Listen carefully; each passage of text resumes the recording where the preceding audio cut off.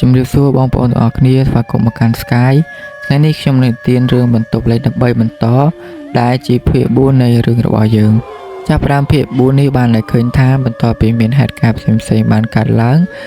ជាន់ទី3នៃបន្ទប់លេខ13កាន់តែមានភាពស្ងប់ស្ងាត់និងស្ថានភាពកាន់តែអាក្រក់ទៅចំណែកឯម្ចាស់សន្តាគារគាត់តែងតែជួបនៅផលវិបាកផ្សេងៗពិសេសនៅពេលកំឡុងពេលរាត្រីតែគាត់គេងតែងតែឮសំឡេងមនុស្សស្រែកឲ្យជួយផងតែសំឡេងស្រែកឲ្យជួយនោះគឺជាសំឡេងរបស់ការីបើយើងក៏លេចទៅក្នុងពិភពងងឹតដែលការីវិជ្ជនិងវិញ្ញាណនារីម្នាក់នោះបានធ្លាក់ទៅវិញឥឡូវនេះពួកគេនៅក្នុងព្រៃខ្មៅងងឹតដែលមានផ្លូវតែមួយសម្រាប់ទៅឯទ្វារនៅក្នុងពិភពនោះមានប្រច័ណ្ឌមួយមានពណ៌យ៉ាងខ្មៅដូចជាទឹកថ្នាំគណៈពេលនោះដែរស្រាប់តែមានសម្លេងនារីម្នាក់ដែលគ្មានរូបរាងបាននិយាយឡើងថាពួកអ្នកមកទីនេះធ្វើអ្វីទីនេះជាគុកឃុំព្រលឹងរបស់មនុស្សគ្មានអ្នកណាអាចចេញពីទីនេះបានទេពេលនារីម្នាក់នោះបាននិយាយរួច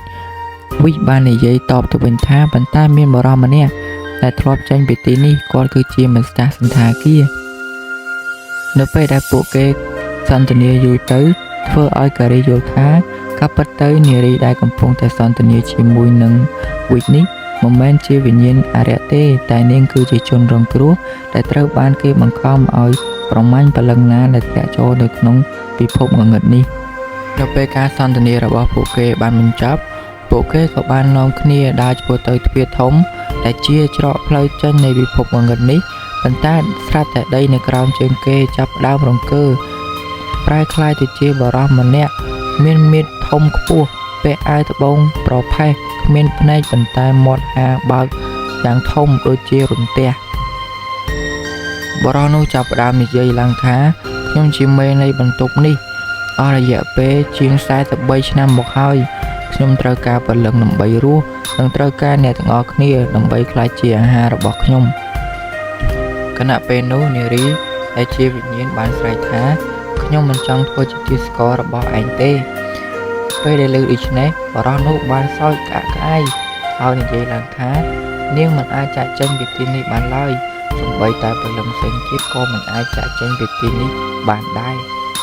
នោះការីបានមើលឃើញថាមានខ្សែព្រលឹងមួយចងភ្ជាប់ព្រលឹងរបស់វិជ្ជនិងព្រលឹងនារីដែលជាវិញ្ញាណនោះទៅនឹងជញ្ជាំងបើអាចកាត់ខ្សែព្រលឹងនេះបានវាអាចបំបែកអំណាចរបស់អារក្សបានប៉ុន្តែពិបាកចង់ថាវិជ្ជនៅពេលដែលគាត់កាន់ខ្សែព្រលឹងនឹងទៅធ្វើឲ្យអំណាចរបស់បរិសដែលជាអារក្សនោះកាន់តែមានអំណាចខ្លាំងក្លាជាងមុនទៅទៀតលើការីនិយាយដូច្នេះវិជ្ជបាននិយាយថាកាត់វាទៅបើមិនដូច្នេះទេអ្នកទាំងអស់គ្នានឹងមិនរួចខ្លួនទេ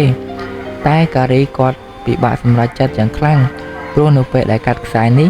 អាចនឹងធ្វើឲ្យអារក្សបាត់បង់នៅអំណាចប៉ុន្តែក៏អាចធ្វើឲ្យវិជ្ជស្លាប់បានដែរឬក៏ត្រូវរកច្រកផ្សេងប៉ុន្តែតាំងពីដើមមកមិនមានអ្នកណារកឃើញច្រកផ្សេងក្រៅពីវិធីមួយនេះឡើយពេលនោះបរិសដែលជាអារក្សបានចាប់ផ្ដើមចាប់ក្បាលរបស់វិជ្ជនិងប្រើថាមពលងឹតចាប់យកវិញ្ញាណនារីម្នាក់នោះធ្វើឲ្យនារីម្នាក់នោះមានភាពឈឺចាប់យ៉ាងខ្លាំងឲ្យបានស្រែកឡើងថាជួយខ្ញុំផងការីបានងាកទៅរកវិជ្ជឃើញវិជ្ជស្រក់ទឹកភ្នែកតែវិជ្ជញញឹមហើយនិយាយចុងក្រោយថាធ្វើវាទៅការីក៏បានដកយកកញ្ចក់នៅខាងក្នុងខ្លួនមកបំបែកហើយកាត់ខ្សែព្រលឹងនោះទៅធ្វើឲ្យពិភពងងឹតនេះបានរលាយបន្តិចម្ដងពេលនោះស្រាប់តែមានពន្លឺចាំងចូលមកយ៉ាងខ្លាំងប៉ះចំផ្ទៃមុខរបស់ការី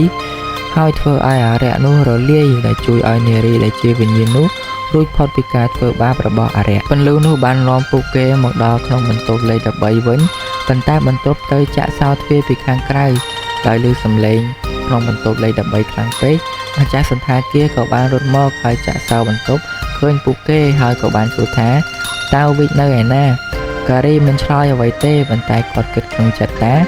ប្រហែលជាវិជ្ជបាត់ទៅរហូតហើយឬក៏ជាប់នៅក្នុងពិភពងងឹតនៅឡើយពេលថ្ងៃថ្មីបានចូលមកដល់ម្ចាស់សន្តាគារនិងអ៊ំម៉ៃបាននាំគ្នាទៅសម្អាតជាន់ក្រោមដីខណៈពេលដែលកំពុងសម្អាតនោះស្រាប់តែឮសំឡេងកាមេរ៉ារបស់វិជ្ជទោះបីជាកន្លែងនេះ